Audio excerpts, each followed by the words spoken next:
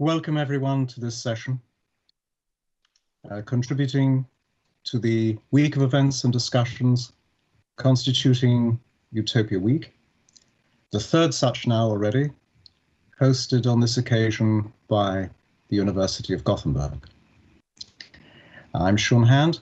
I'm a Deputy Pro-Vice-Chancellor of the University of Warwick, one of the members of the Utopia European University Alliance, and I'm delighted on your behalf to welcome our discussants, who today are going to consider how our European University Alliances can contribute to the integration of education and research and innovation. And our European University Alliances can be a game changer that moves European higher education institutions beyond their local and individually set levels of exchange and synergy, but perhaps they cannot create systemic change purely within themselves. And so as we progress, we begin to ask what forms of co-development by the Erasmus Plus and Horizon Europe programs might continue to support this initiative, and how our universities might best support this agenda and the education, research and innovation aims of Europe at what is, of course, an extremely significant moment. So over the course of the next 90 minutes, we're going to look to cover some of the core aspects of this question. And I encourage you all to use our chat facility in order to send questions to one or more members of our panel. We'll do our best to integrate all these questions in the time available. Apologies if we don't get to you all. There are hundreds of people tuning in, but hopefully every question is going to be of interest to everyone here.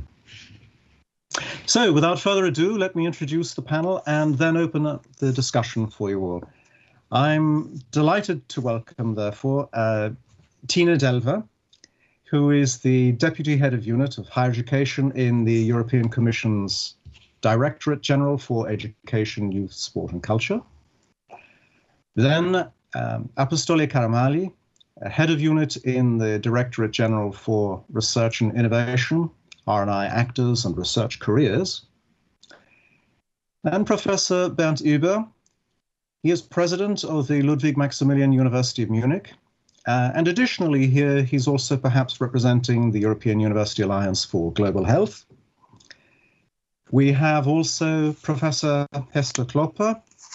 She is the Deputy Vice-Chancellor, Strategy and Internationalization at Stellenbosch University. And Stellenbosch is one of the global partners in a work program of Utopia.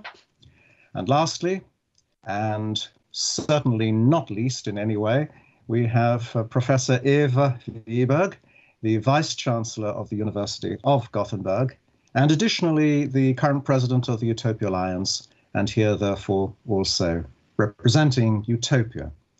Now, colleagues, thank you all very much for being here to consider this fundamental question for us all. And to kick us off, Tine, if I may turn to you first of all.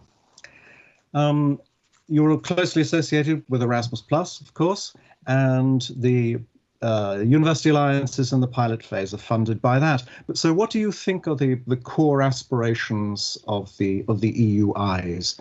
And what do they need to be over, say, the next 10-year period? And what do you envisage are frankly going to be the most difficult challenges that we have to face to realize them? I'd be interested to know. Thank you. Yes, thank you, Seán. Ladies and gentlemen, it's a real pleasure for me and I think also for the other panelists to be here and to speak on the European University. So also a big thank you to the Utopia University for giving us this opportunity. And let me share a few thoughts with you that I hope can contribute to the discussion. So Seán, you asked me, where will the European universities be in 10 years' time?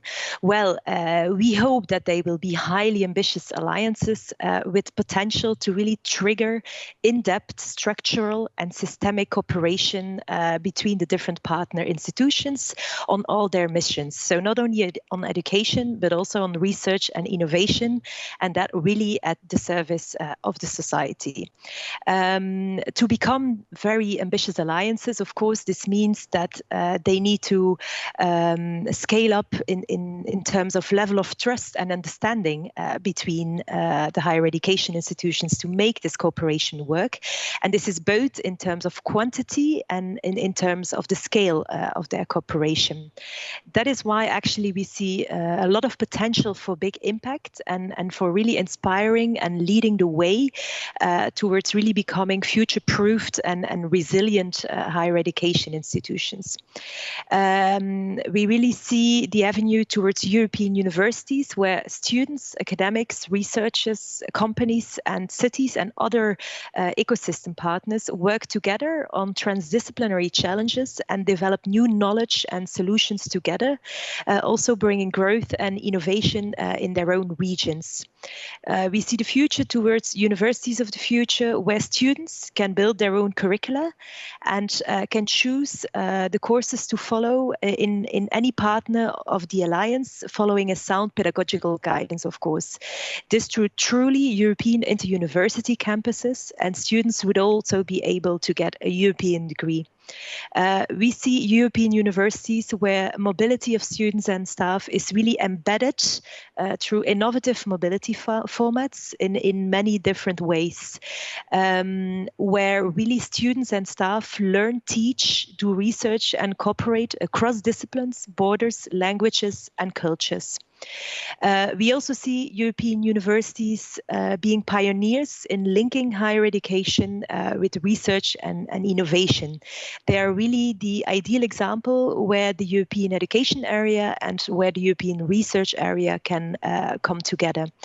This co-funding that they already receive from Erasmus Plus and Horizon can really empower the European universities to become pioneers in aligning their education and research missions, and in putting in place effective feedback loops between teaching and research, and most importantly also in expanding the research skills to the entire student population and academic staff. However, such alliances, to build them, it makes time, and there is still a long way to go. The Commission communication on achieving the European education area by 2025 was presented last year in September, and it proposed to work towards a policy framework that would allow for seamless and ambitious transnational cooperation between higher education institutions in Europe. And to realize these ambitions, because it's clear that to realize this, the universities really need an enabling framework at all levels, not only at the level of their institutions, but also at the national and the European level. To date, we see still too many alliances facing hurdles when implementing their deeper and more ambitious cooperation. This is why we want to co-create with the sector and with the member states a real policy framework that would ease the cooperation.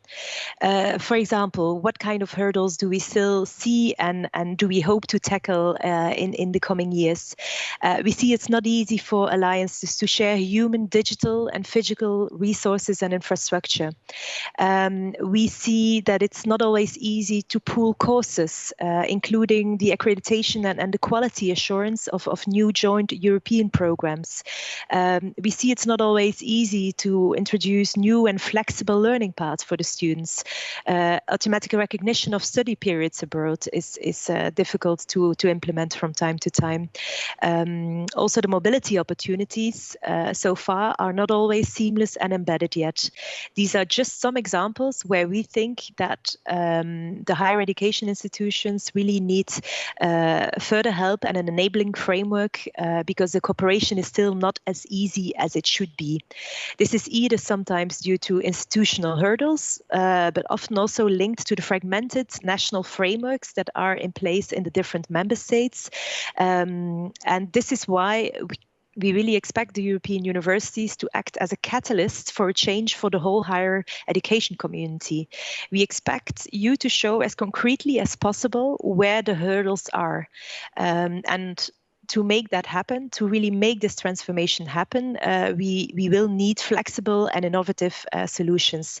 This is where we all need to work together, the European universities, other higher education institutions, stakeholders, member states, and the Commission, to really see which solutions we can put forward to all these bottlenecks that are still there. So we need to be flexible and creative. At the European level, together with you, other stakeholders and member states, we intend to work on several areas. We will, for example, explore the development of a European degree. We will also explore the necessity and the feasibility of a legal statute for alliances of European universities, also potentially to be used by other cooperation arrangements of universities, and all of this, of course, in full respect of the institutional autonomy and of the competences of the member states. And for that, we also intend to work on recommendations for an enabling environment at all levels to really make sure that we can make the European universities a reality by really tackling these remaining hurdles for more deeper and ambitious transnational cooperation. Because we understand that despite the 20 years of the Bologna process providing a cooperation mechanism at European level on higher education, still much more needs to be done. And this is where we wish to advance further within the European education and research area. So I'm happy to pass the floor back to you, Seán, and to listen to the other panelists. Tina, thank you very much. That was a very comprehensive overview. And I recognize a lot of the issues just from my own experience of helping Just One Alliance. It's a major program that you've outlined there, and I'm sure we'll come back to many of the issues, and perhaps the chat line will also pick up some questions. So thank you for that for now. But let me turn at this point, first of all, to Leah, if I may. And Leah, Tina has mentioned in passing that these EUIs are, of course, also fundamentally concerned with research and innovation in the service of society. And they're a very important research and innovation mechanism. And we think of the recent appointment of SWAFs, for example, Science with and for Society Fellows. So from your Horizon Europe perspective now, how do you feel that these alliances working with pilot money and in multiple ways can really become that driver for research ambition and innovation that we all have in Europe? Thank you, Seán. Good morning, everybody. I'm also very pleased to be here with you in this Utopia Week event. And I'm very pleased with all these initiatives taken from Utopia, because they allow us to make progress and consult with you on a number of quite challenging issues. So indeed, as you said, Seán, we have completed the European Universities portfolio with a number of actions supported through Horizon 2020, and this is to allow to pilot the future and see how we can prepare this transformation, this transition towards the future. That is why all these actions supported under Horizon 2020 have been actually aligned to the whole policy narrative for the new European research area. We have been working together with you, your alliances and other alliances, in order to have a comparable test bed with transformation modules that actually mirror the challenges that we have in research, be that the development of common research and innovation agendas, what actions we can take for the human capital, what actions we can take for the sharing of resources and infrastructures, actions geared more towards innovation, business creation, cooperation with industry, engagement with society, open science practices, and so on. I need not repeat the full list to you. At the same time, as Tina explained before, last year has been a quite enriching year in terms of political discussions with member states and policy packages, to which, of course, universities have been part and parcel of the discussion. And we have today a new policy agenda for the new European research area. We are at the beginning of rolling out our new programs, Horizon Europe and Erasmus. So it is a quite important time and a very good opportunity for preparing the way forward and actually using the European universities as drivers. And so if we look at it, allow me to refer to first start with policy and the actual measures that are under preparation, and then we can look a little bit at the programs. So first of all, in terms of policy, what do we see in the new European research area discussions with member states? We see that there is a strong appetite to actually look at structural reforms and the way we implement research, while at the same time, of course, focusing on key societal challenges and preparing the future and the transition. So we have a matricial approach that looks both at vertical structural aspects, but also we keep a very strong eye on the thematic and societal challenges that we have ahead of us. So in particular, let me just recall these areas because this is also quite important. So as we look towards the future, we see that there is a very strong political appetite for, first of all, renewed engagement on investments and targets, including sub-targets for the future. So we're looking towards an improved semester process together with member states and an improved way we renewed our engagement towards investments, including for public efforts. And I think this is quite significant when it comes to universities as institutions. Secondly, we look at renewed governance with member states between the European and national level, and an openness to identify strategic priorities and to engage together towards strategic priority setting together, joining forces. And I think this will be to the benefit of all stakeholders in general. And also stakeholders will be involved in this process. We're rolling out now the new governance of ERA through the ERA Forum for Transition, and this includes multiple layers of consultation and engagement, and it will be part of it. So to summarize this first part, we're looking at an environment which will be rich into setting targets, renewing commitments for investments between European and national level, but also looking at a more structured governance process which will allow us to make progress in specific areas without working in parallel, but rather joining forces. Specific areas where there is common agreement that it is important to do so. And these specific areas can be, as I said, either structural or thematic societal challenges like. And therefore, if we take this from the European universities perspective, the need to engage also in common research and innovation agendas and joining forces at the level of universities in order to face societal aspects or reforms aspects, I think these are, and take common positions on that, I think this will definitely facilitate all this process. Then if we look, I'm going back to the European research area, there is, of course, a very strong attention on excellence. How do we make sure that we remain excellent at global level? A global approach communication is about to be published soon, but also how we improve access to excellence across Europe and ensure a level playing field. And we are sure that we attract talent and we have a better environment for the flows of researchers. Here again, universities are certainly, and European universities are certainly drivers of excellence, and they can also be a very interesting testbed in order to improve capacity building, as they have a very good coverage across Europe, and they can probably reach out also to other partners to make sure that this trend improves in the future, and also that recommendations are provided in order to see what more can be done at European level. So there some feedback loops can be set up there. Then if I go back to the European research area, there is a very renewed important interest for the links with the economy, the links between research innovation and the economy, or between research innovation policy and industrial policy, for example.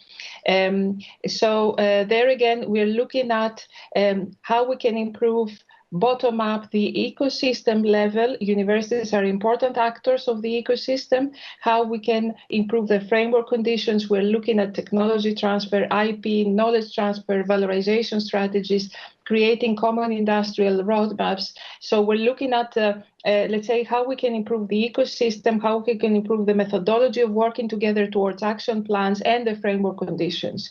And here again, European universities as drivers for this to happen, and we expect European universities to engage, to continue engaging, of course, with around their ecosystems, and also and also to, let's say, test and pilot and provide recommendations about how value creation and the whole cooperation with industry could improve.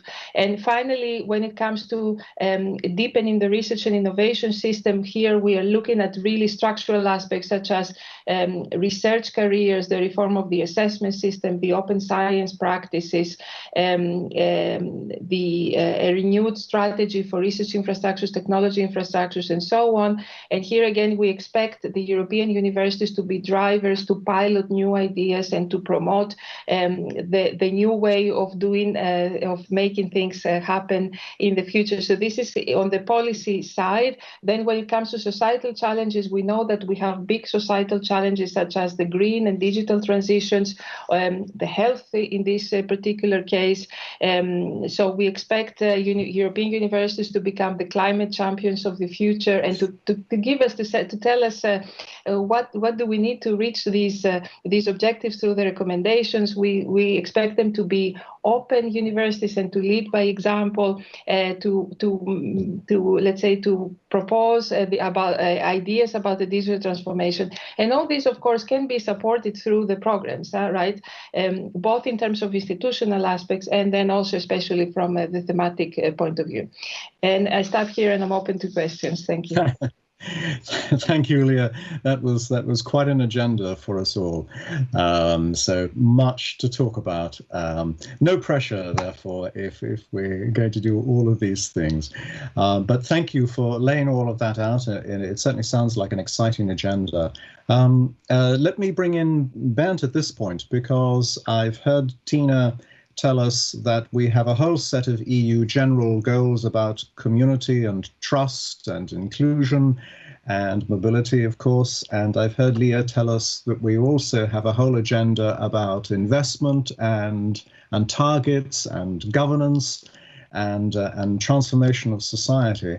Now, Bernd, you are the president of a leading university, and each of our universities has its own imperatives and its own criteria and its own goals. So there are going to be some competing priorities here.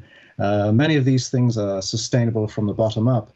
But as president of a leading global university, how do you think we can present the EUIs as a priority, including to our skeptic researchers and overworked teachers who have multiple targets given to them all the time? Can presidents help set agendas and realizations for our European university alliances? Well, that's a question I'm asking myself quite often, actually. But thank you, Seán, for this very kind introduction. And thank you, all of you, for the opportunity to participate in this panel with all these distinguished panelists. And well, these are, of course, important questions, and we have also asked how can we make sure that the EUI at our university can be successful. And the first one is what I think, that the goals of the EUIs are not so much different from the general goals, the general objectives of a university. Therefore, I would not create some kind of juxtaposition or contrast between the goals of the universities in general and the EUI. But nonetheless, the challenge is to make sure that the EUI becomes an integral part of the university in all dimensions of university activities, be it research, be it teaching, be it general outreach, be it the overall strategy of a university. And that's, of course, not an easy task, but this is a necessary condition for the EUI to be successful. But must offer attractive perspectives. As you said, Seán, it's important. You must have street credibility, so to say. It must offer, EUI must offer attractive perspectives for the researchers, for the academics at the university. That's a necessary condition for success. And of course, I think EUTOPIA is one of the very successful networks in many respects, and maybe I can a little bit tell you to give an example how we handle this at EUGLOH at our network, which has several partners and from all over Europe. And one important aspect of this network is that it is concentrated on a specific issue, and that is global health. Of course, when we choose this topic, we had no idea that this pandemic might come up.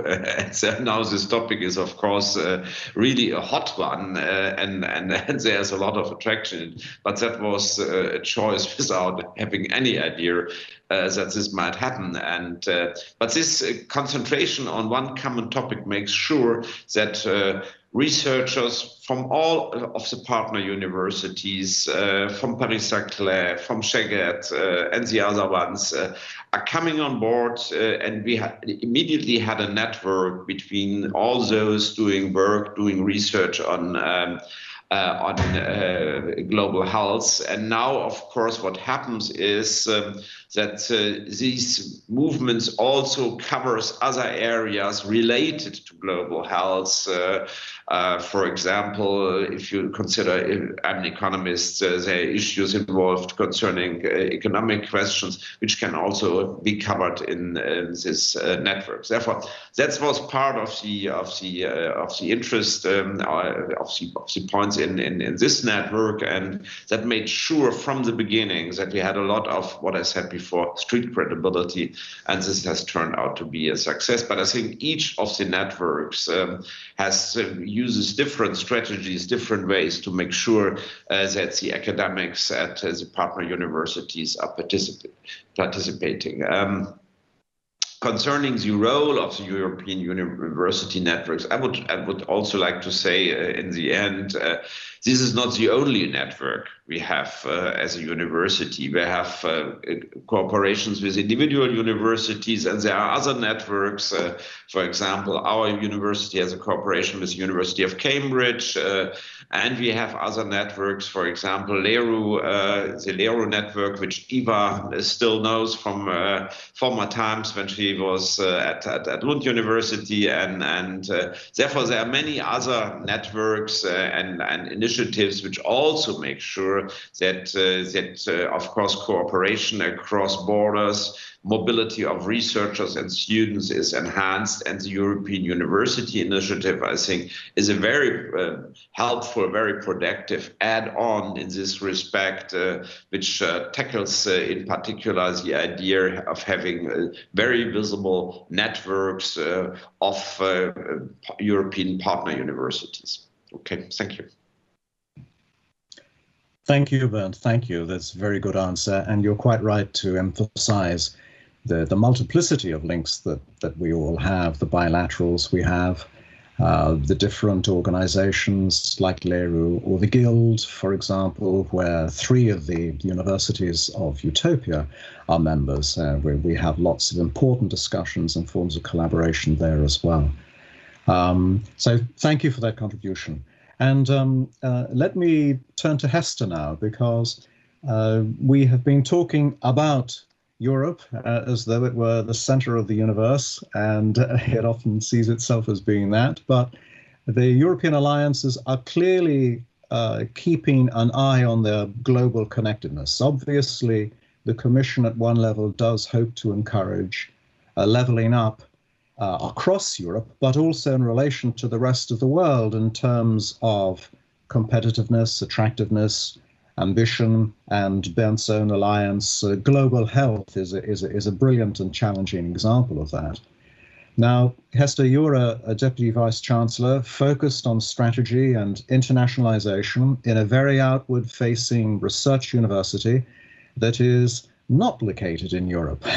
So What do you see from your perspective as the advantages and aims, but also maybe limitations of this current initiative, and what should we be doing as European university initiatives to involve a university like Stellenbosch in a European innovation and learning process? Well, thank you, Seán, and a good day to the esteemed panelists and other online participants. And I thank you for the opportunity to be part of the panel today. I do bring you greetings from Professor Wim de Villiers, who unfortunately could not join us today. So in relation to your question, Seán, I think firstly it might be important and great to note that the European Union initiative includes universities, especially from the global south, and fortunate that it's Stellenbosch University as part of this discussion. After the 2020 year that we've all experienced, I think we will agree that interconnectedness is now more important than ever, and no matter where we are in the globe, and that we continue to face some of these challenges. So you have asked me what the European Union initiative needs to grasp, and what do we see that can come from institutions outside of Europe. But I think it might be useful, before I answer that, to start with the partnerships and the networks that already exist. And because that really gives us the basis to embrace and also to expand further on them.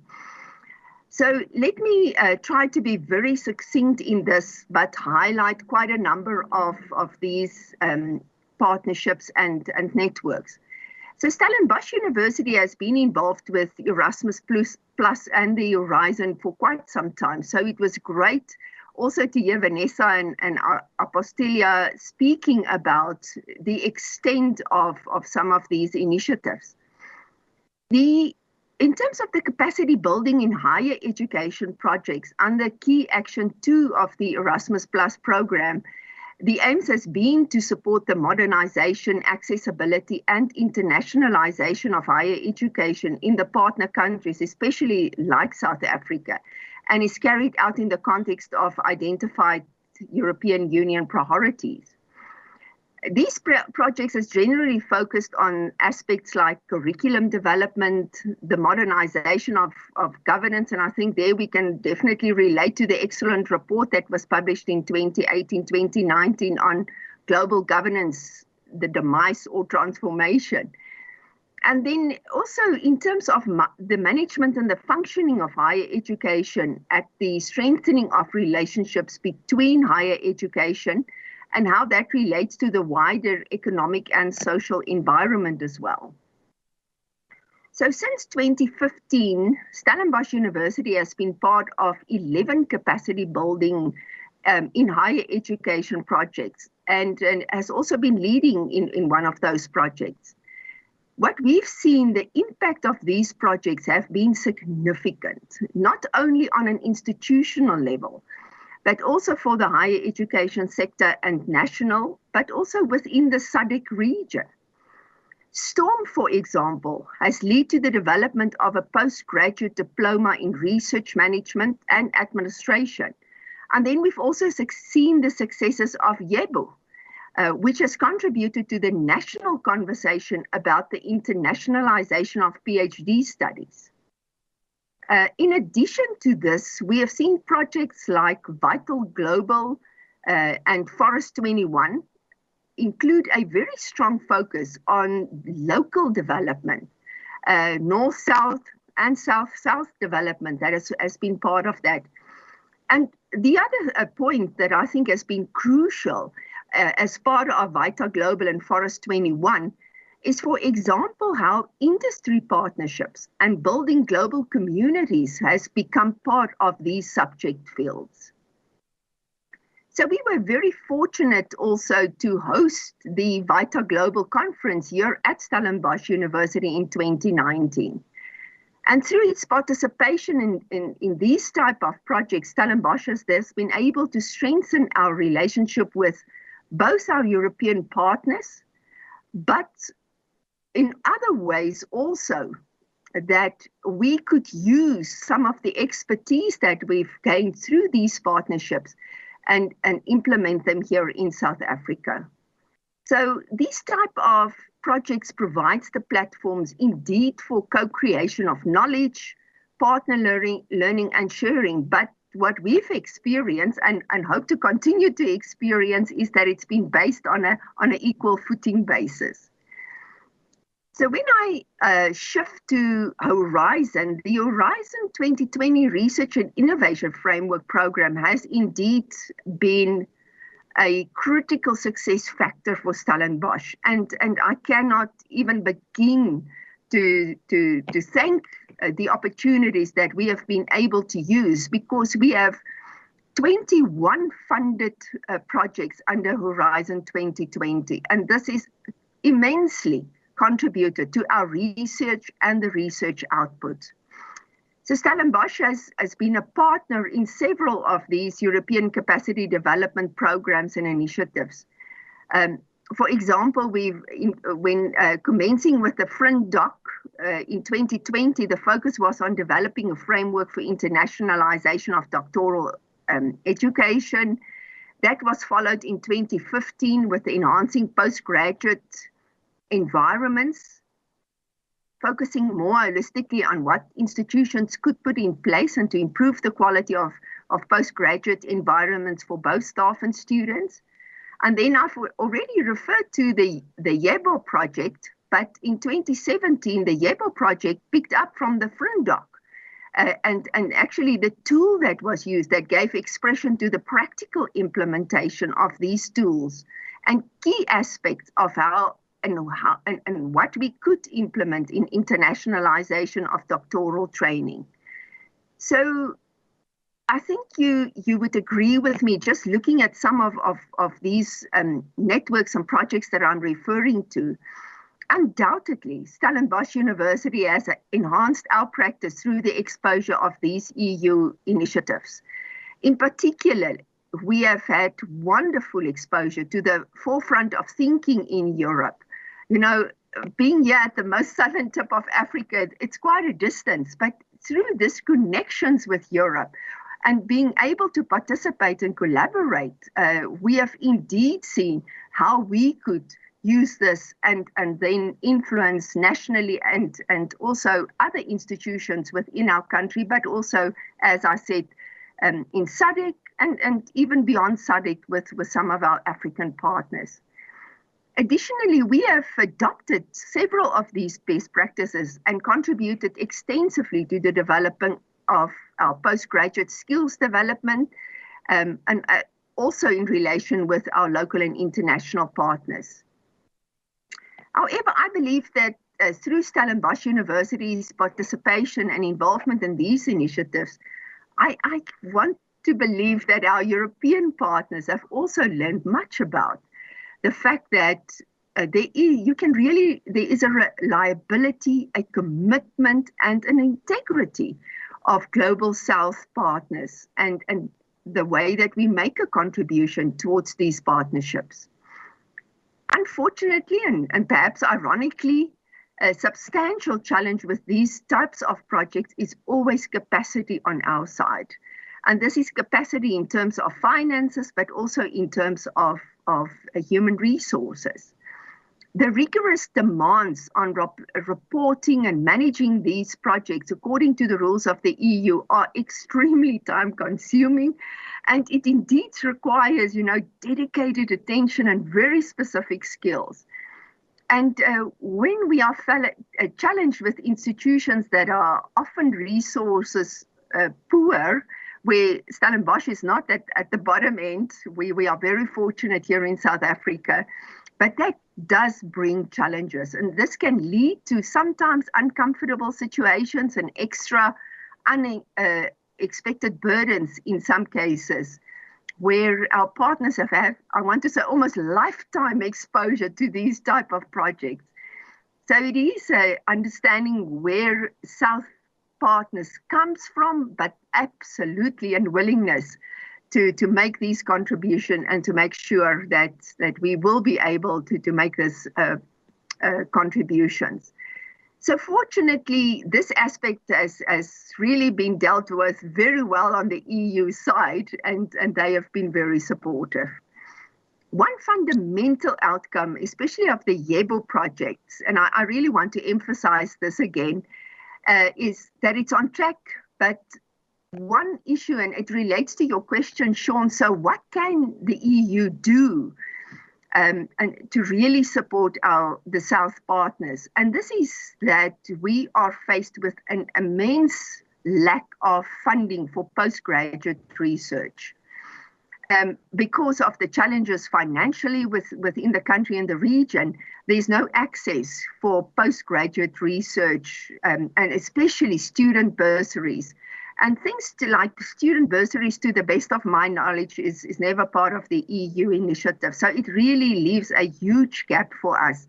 And I believe that the EU has seen this in some cases and in our projects, but this indeed continues to be a challenge for us. And I would want to say it would be wonderful if we can collectively grapple with innovative approaches of how we can address this issue and make sure that it's mutually beneficial for all the partners.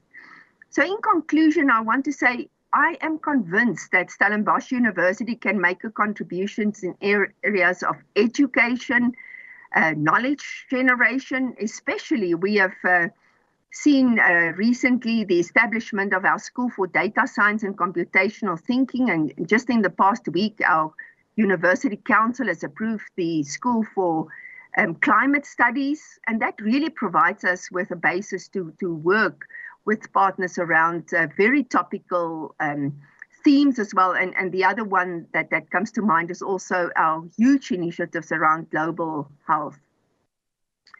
In terms of placemaking, Stellenbosch University has spearheaded what we refer to as the Town and Gown Network, which is a link to work that we've seen in the European Union of placemaking and sense-making.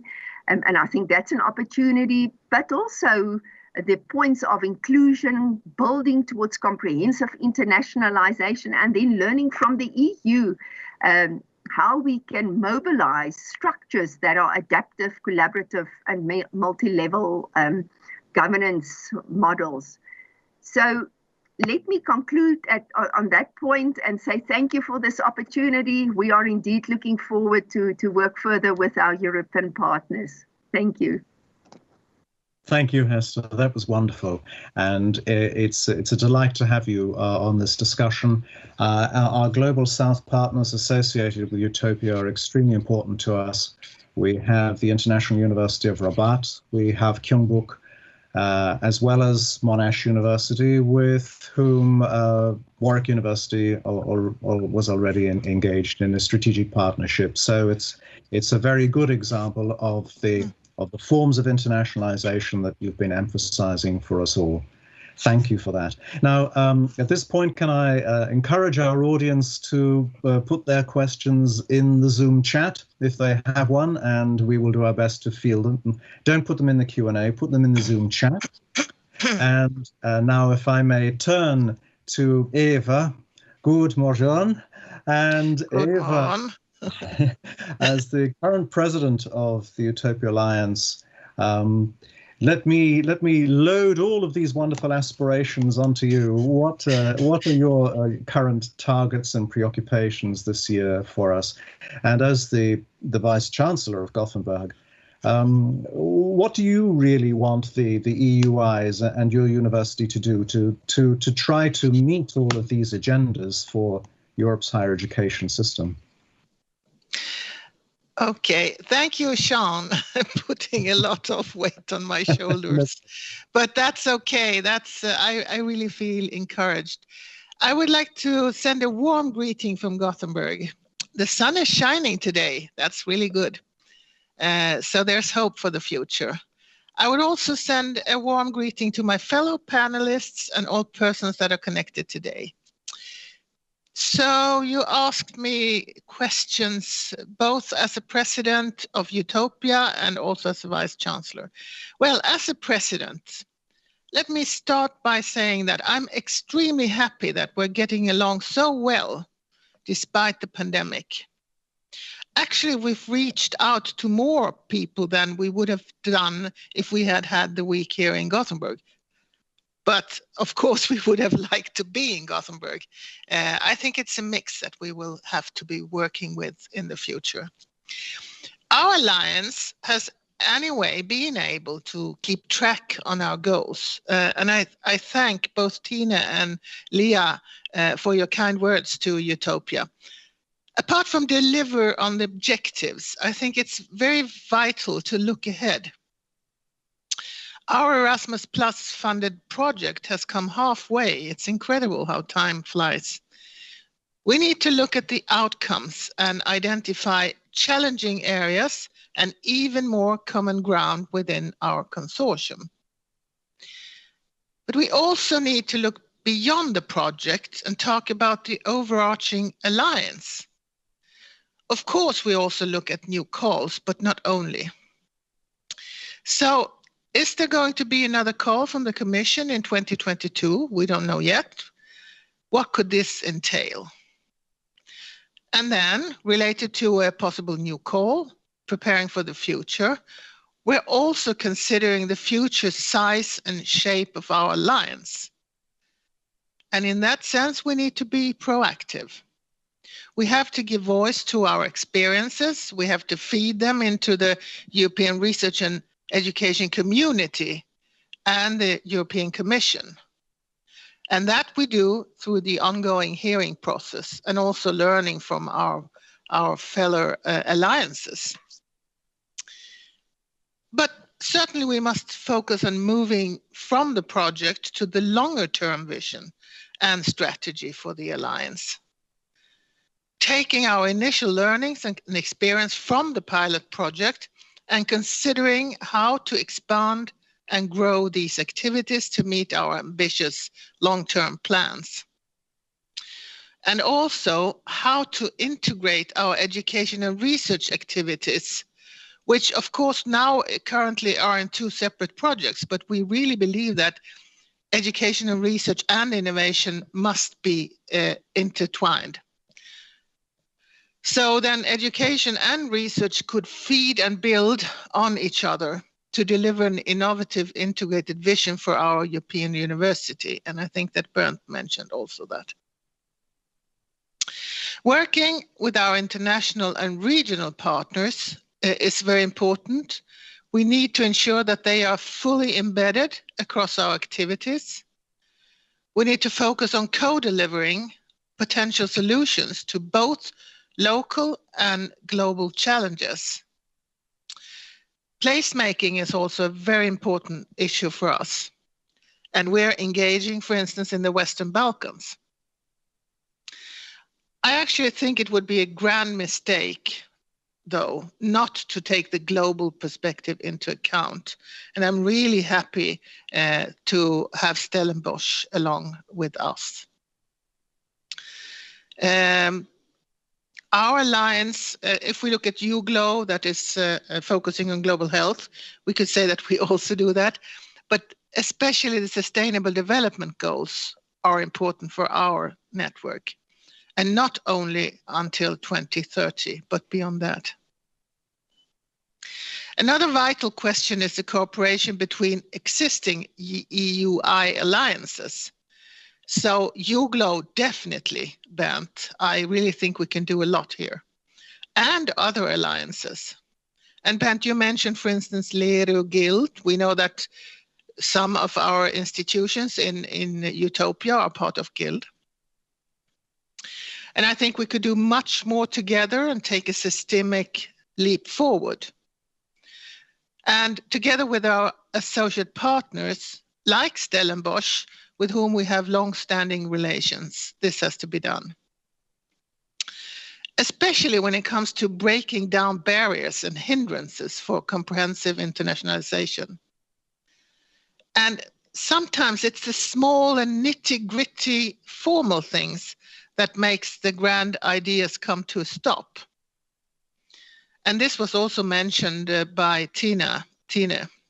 So we really have to look into the different national legislations when it comes to, for instance, grading, double degrees and so on. And this could be seen as the Bologna process revisited. And lastly, as president, thinking about the long-term impacts of increased digitization post-COVID and the likely impact on international alliances such as ours, and particularly, and that's really important for us, our student and staff mobility. Well, that was actually speaking as a president for our Utopia. If I look at my work as Vice-Chancellor of the University of Gothenburg, I would like to say, first of all, that we've been moving forward in our internationalization strategies during the last couple of years. And this is due to the great job that faculty and students have done despite the pandemic. We have so many talented persons at the University of Gothenburg that are engaged in cooperation beyond the boundaries of our country. And this was already before we joined Utopia. Sweden is a small country, but we are very engaged in research, education, and innovation. We have to work together as a country. Actually, 11 EUI alliances are already up and running now in this small country of 10 million people. So education for all has been a motto for our country for more than a century. Education for all. All these after-work classes that people eagerly took on. Now we take the next step into the transformative agenda for higher education institutions in Europe. And this will require even more from our staff and students. But I believe there is no point of return. Now that we move forward both in our alliance and at home. So engagement with the surrounding society globally is absolutely mandatory. And we cannot tackle the global challenges without collaboration across borders. If I look at the university internally, there is, of course, always a need to further anchor our collaboration within the alliance at the faculty and department level, being, like so many, a decentralized institution with 8 faculties. Like our partners in Utopia, there's always more to be done here. And we also need to focus on getting even more students involved. For them, Utopia is not only an added value that can be a change maker in their leap towards getting a job, but actually a possibility to fulfill their studies and internships in one of our member institutions. And we're looking into this. This is a very important thing. And it's also very important to connect existing activities to the Utopia scheme. There are so many interesting things going on at the department level, and some of them might gain from being connected to Utopia or vice versa. Going back, as I said, also as a president, but now as a vice-chancellor, in a Swedish perspective, we need to make our national government more aware of the opportunities and challenges we face with being a part of an EUI alliance. In a European comparative perspective, our government has not dedicated special funding to universities that are part of EUI alliances. This is a challenge for us when we work together with partners from countries where governments allocate special funding for their EUI alliance universities.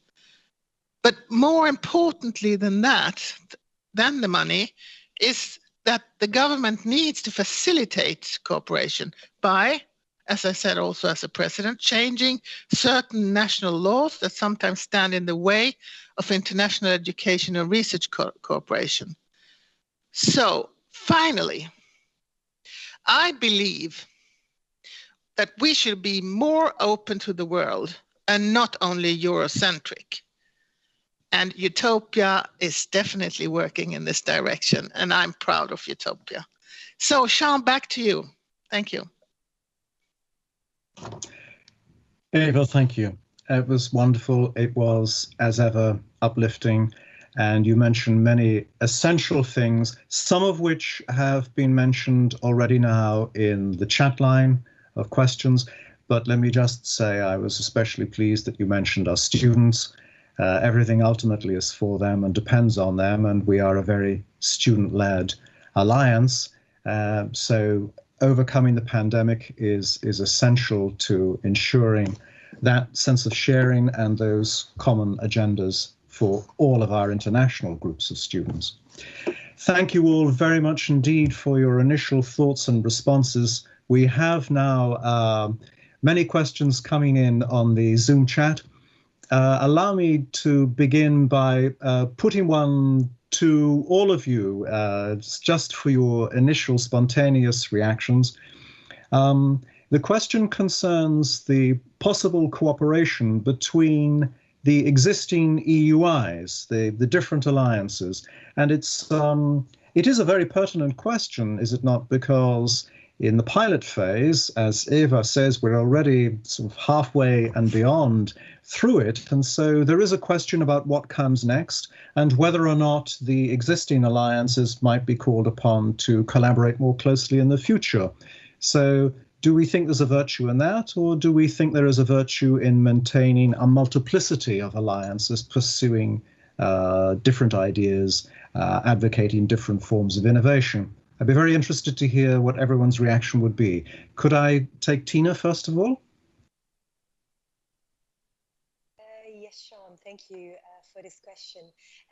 Indeed, I think it was raised by one of the listeners, but also by Eva in her intervention. To be clear with the participants, there's already an ongoing cooperation between the existing European universities.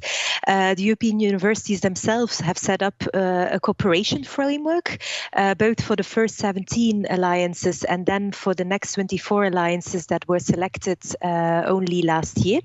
And in that informal framework, they are working together and sharing experiences in how they develop their innovative education and research paths, and also in how they tackle the barriers. On top of that, many of the universities are also gathering at the national level. So universities from different alliances have groups at the national level in which they meet to discuss specific national issues they are facing, and often they do so together with the national authorities. And where needed, from time to time, the Commission has already been invited to these meetings as well. So this is all to say that there is already a huge extent of cooperation so far, and of course we welcome that this would be continued in the future. And with regard to the future rollout of the initiative, as mentioned, currently the alliances receive funding from both Erasmus Plus and Horizon, and our intention is to continue co-develop the initiative with the alliances, but also with the sector at large and the member states. And it's really the aim to engage in the rollout of the initiative under the Erasmus program, of course, in close synergy with Horizon Europe. And we also hope that the national level will also continue funding the initiative where it already does, and those member states where there is no funding yet, that they will do so. And we have heard the alliances, stakeholders and member states saying that there is a need for more long-term funding and a higher funding, as the ambitious plans that the alliances are putting into place are more costly than currently the European funding can provide for. And we know that these necessary transformations need time and a lot of resources. So this is why we are considering, in discussion with member states and stakeholders, possible calls under the Erasmus 2022 work program to really ensure that there is sustainable funding for the first 17 alliances, of which the funding period is ending in the autumn of 2022. The final decisions on that will be taken, of course, in close cooperation with the Erasmus Plus program committee, in which member states are are represented, but this is at least what we are aiming at. And based on the feedback, we also want to keep an inclusive approach and to give the opportunity to higher education institutions that wish to join existing alliances or to form new alliances. But this is a process in the making. It's being co-developed, and in the next couple of months, taking into account the legal framework, we will provide more clarity on that. Thank you, Tine. That's very interesting. I'll keep my eye on that for sure, especially if it involves money. And can I turn to Leah now? Leah, in relation to that first question about possible cooperation between existing EUIs from the Horizon Europe perspective, what are your thoughts on that? Yes, let me focus on this question because I'm sure there will be other questions coming up. So first of all, under Horizon 2020, we have built in a structural way in the project portfolio the possibility to look and establish links with other alliances beyond all the aspects that Tine has just explained. Why did we do that? What is the fundamental issue behind? We think that there are many areas that need common solutions. There are specific needs, but many areas need common solutions. For example, how universities will tackle the issue of the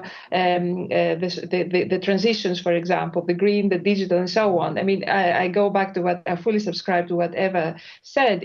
We have to be open to the world. Not even across different alliances in Europe. Solutions about sharing resources, infrastructure solutions, about anything which is structural reform. I believe we need to find common solutions. There has to be a common thinking in terms of what is needed and then what solutions need to be offered, most likely at European level to be seen. So therefore, it is essential that cooperation goes beyond the alliance and spreads across the alliances with the mechanisms and tools that Tine just explained and with which, of course, you're very much familiar with. Thank you. Thank you, Leah. Let me put quickly this first question to maybe one other person, perhaps to Bernd, if I may, because Eva mentioned in passing, Bernd, the common aims associated with health that the EUTOPIA Alliance and EUGLOH have. So do you think there is virtue, and do you think there is some actual practical possibility in collaboration between the different EUIs on levels like that?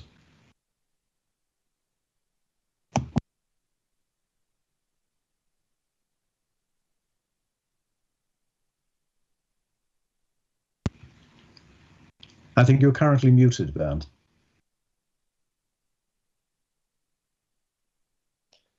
Excuse me. Thank you.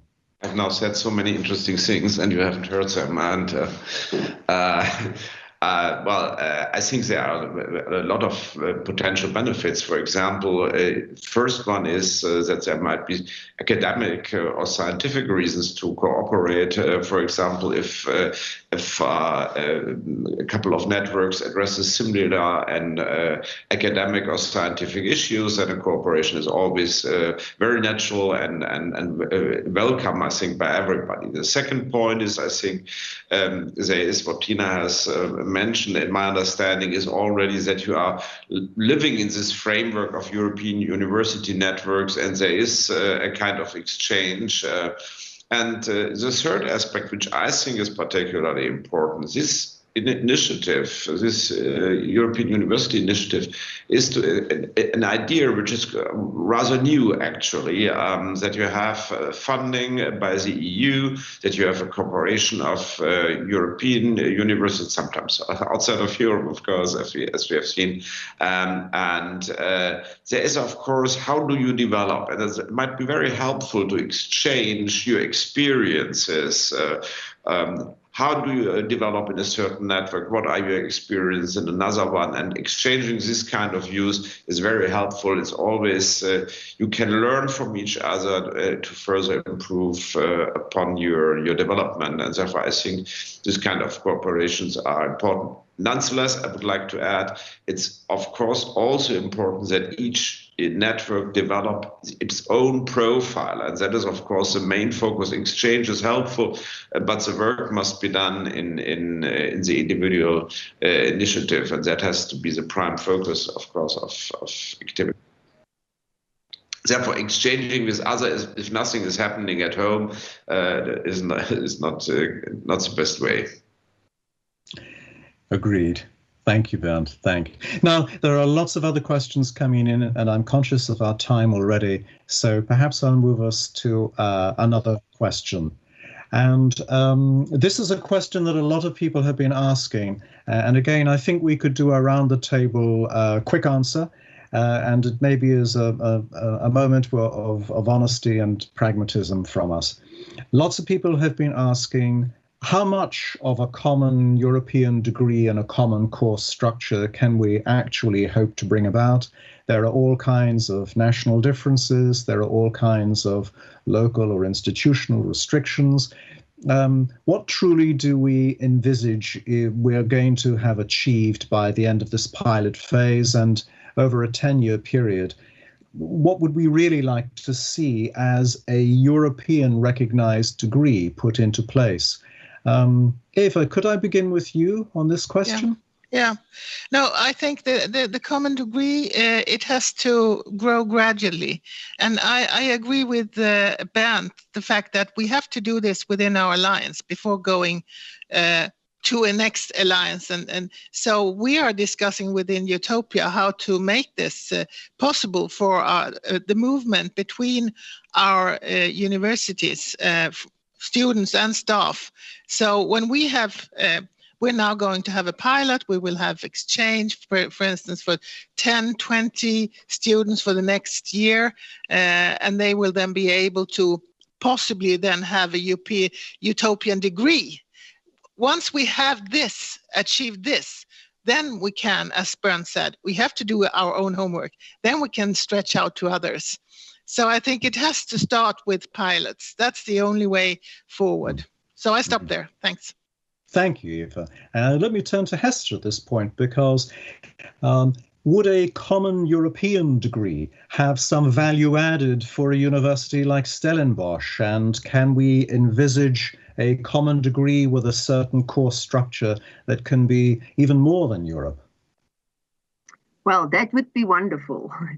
So, but I think if we look over time, I mean, the Bologna process that has started, and in some ways there's been a shift in the positive direction, but the challenges, I mean, has been immense. So I would agree with Eva's take on this, and that is that it would be very good to start with these type of initiatives within a network, where it's pilots. Of course, I think you can only think from a university from the south, working with our northern partners and trying to negotiate, course and agreements, and having our students' qualifications and modules accepted into different degree programs. It has been a challenge. However, and the other problem, of course, for us on this side is indeed the semester programs that are not on the same timing or academic year. And that has brought about some challenges. The fact that, your longer break is in our winter time when we are into crunch time, it's holidays in the north, and similarly the other way around. And that has brought some challenges. So if we can start with pilots, that would be wonderful. Decide on 1 or 2 degrees, see what is the transferability, what are the options, and that would be wonderful. However, I think it's important to share that I do think it's easier for us to do these type of programmatic exchanges in postgrad programs. And that's most probably something else that we would like to explore more, and not only the undergrad, which is often more challenged because of specific professional registration requirements that are needed within countries, whereas with the postgrads, I think there's more opportunities. I think that's very true. The undergraduate is very often more knitted into national requirements and, as you say, vocational requirements, and sometimes starting at the top, even at the postdoctoral and working down, is more naturally international and very often more fluid. Well, Well, Tina, just from your perspective, everyone's saying they would love to see a common structure and a real European accreditation agency for a European degree. What do you think the timescale from an Erasmus Plus perspective on that actually is? Yes, of course, indeed. If we wish to have a full European inter-university campus in the long run, indeed, we need a European degree. And that is also what from the Commission side we are hoping to achieve. We already have 20 years of experience with the Bologna process, which has introduced some tools that the member states can implement, because do not forget, the handing out of degrees, it's a national competence, and the European level is there to facilitate. So we have to really work with the member states to get rid of the remaining barriers that, although if the Bologna process, they do offer some tools, in practice, they do not always work out. For example, some challenges were already mentioned: the differences in academic year, language requirements, accreditation of new courses, quality assurance of new courses, the lack of flexibility, whether, for example, this is a degree for a full degree, or whether it's only a recognition of a short learning experience, such as micro-credentials. And having said that, our aim is really to work together and to really, as mentioned, to use the pilots of the European universities to really sit together around the table with the member states and see what can be done to improve the situation. And for that, it's really important that there are different models that are tested, and many of the alliances are currently already putting into place these kind of joint degrees, which we call them now. But I can tell you, I receive informal phone calls from alliances really struggling with trying to put this together. So there is really a need for further improvement, and this is what we intend to do. But it will not be something that will be achieved in the next couple of months. It requires quite a lot of changes in many member states, but it's on our agenda at the political level. Thank you, Tina. Indeed, I think we all want to see it happen, but we're all struggling to find a way to ensure that it comes about. You've mentioned micro-credentials. We haven't had the opportunity to discuss this at length. We haven't really mentioned things like the digital capability that we have all suddenly sharply moved over to, but no doubt that's also going to be part of the way in which globally we may be able to create a common agenda, notwithstanding the time differences, etc., that Hester pointed to. We're almost out of time. I want to put one final very quick question to you all, a kind of a magic wand question.